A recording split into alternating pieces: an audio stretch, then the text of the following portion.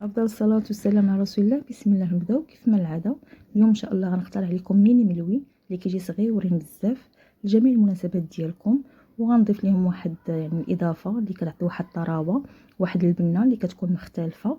كنصحكم تجربوه، وحتى الا بغيتو تحتفظوا بالمجمد راه كيبقى مدة طويلة ما كيصرى ليه حتى شي حاجة. بالنسبة للعجين انا تحدث معايا المقطع ديال العجين، ولكن العجين سهلة. فيها كيلو ديال الفورس، فيها واحد رابعة ديال القمح، وفيها واحد الخماره وشويه ديال الملحه، قبصه ديال الخميره يعني ما تكثروش خميره الخبز، والماء اللي كيكون غير من الروبيني يعني الماء عادي. كتعجنوا العجينه ديالكم سواء في العجانه ولا غير تخلطوها، وضروري توضعوها في واحد الساشيه وتخليوها ترتاح كدلك راسها براسها. وهذه هي النتيجه اللي كنحصلوا عليها. من بعد كنعملهم كورات، يعني الكورات كيبقاو على حساب الكميه اللي خرجت لكم ديال العجين. هنا كيف ما شو درت 7 ديال الكرات دهنتهم بالزيت ونخليهم يرتاحوا. هنا بالنسبه للخلطه السريه اللي كتعطينا واحد المذاق وطراوه زوينه، هي الزبده ديال التوراق، الحليب ديال النيدو، الزيت، النشا، وكنضيف شويه ديال السميده الغليظه وشويه ديال الفينو. يعني كتبقى واحد الخلطه غير كتزيدوا القياسات اللي بغيتو، يعني ما عندهاش وزن ولا مقادير مضبوطه. وكنخلطوا المقادير. هنا كيف ما كتشوفوا مرتاحه العجين. بالنسبه لدقيق القمح ديال منين كنعجنوا به، اللي بغى يدير نص كيلو يدير، اللي بغى يدير ربع يدير، يعني على حسابكم نتوما بالدقيق شنو كتبغيو. كاين اللي كيدير نص كيلو قمح، نص كيلو ديال الفورص، فهداك الشيء راجع لكم اللي بغيتو.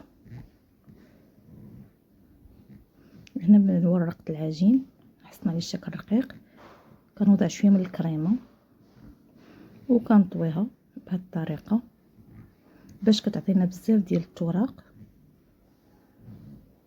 وفي نفس الوقت كتسهلنا العمليه. وفي كل مربع كيف ما غتشوفوا غيخرجوا لينا تقريبا 6 ولا 7 ديال الملويات اللي هما صغيورين.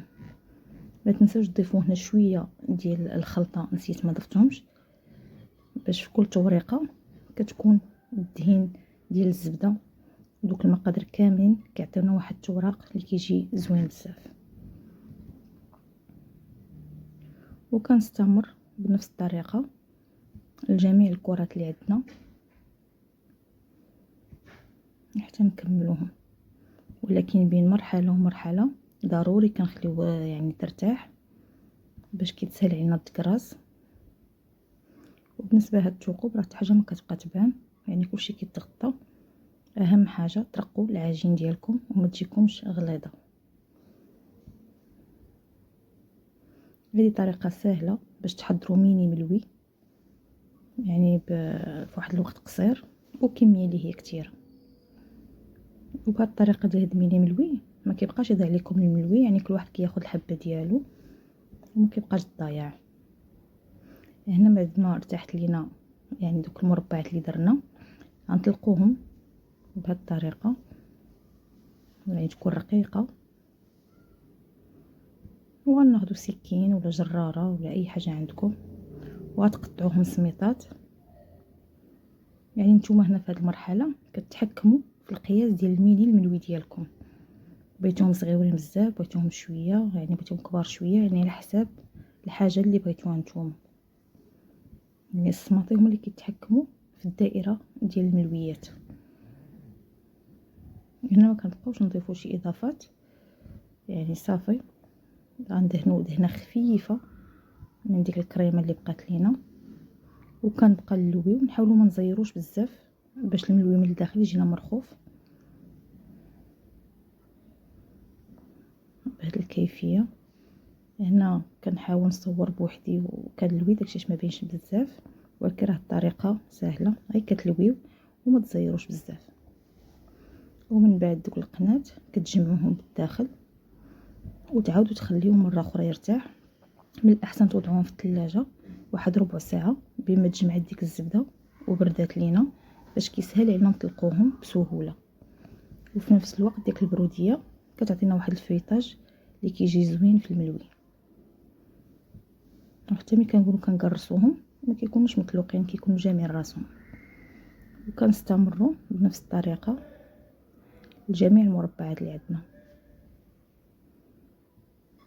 لان هذا الملوي غينفعكم حتى في الاعياد، وحنا مقبلين على عيد المولد النبوي. كيف ما شفتوا ساهلين وبساط، وحتى المنظر ديالهم راه كيجي زوين.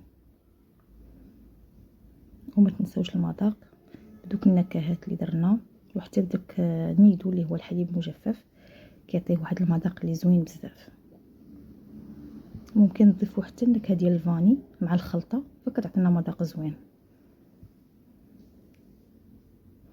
هذه الطريقه كيفاش كنجمعوا الملويات من الجناب، وهنا نخليهم يرتاحوا كيف ما سبق قلت لكم، وكنبداو نورقوا فيهم.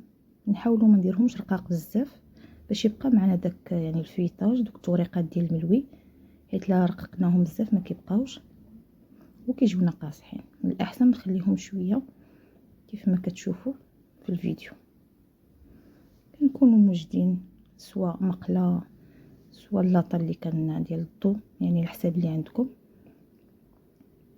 كنرشوا غير بشويه الزيت، ما كنكثروش بزاف لان داك الزبده والزيت اللي درنا بالداخل فهي كافيه. وكنوضعوا المليويات، يعني من كنوضعوا مباشره كنقلبوهم، ما نخليوش حتى كيطيبوا من داك الجانب اللي كنبداو ندوروا. بالنسبه اللي عنده الاله ديال الضو ديروا في الرقم 2 باش ما تخطفش لكم الملوي ويجيكم خضر من الداخل. يعني كيف ما شفتوا كنوضعوا كنلفوا وكنبقاو مقابلينه، كل شويه كندوروا في الملويات باش كلهم كيعطيونا واحد اللون واحد.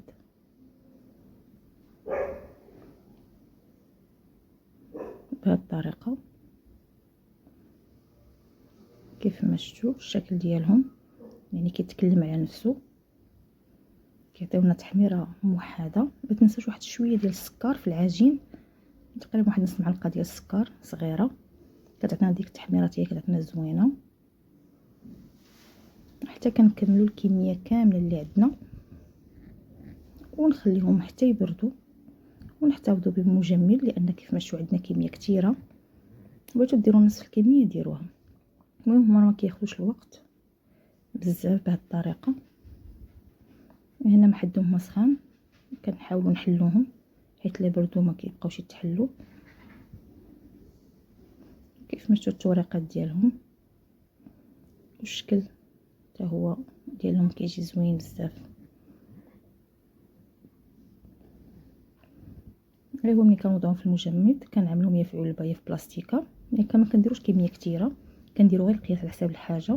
بغيتو 4 ولا 5 اللي غتستعملوا يعني اللي غتستهلكوا هما اللي غتخليو في المجمد.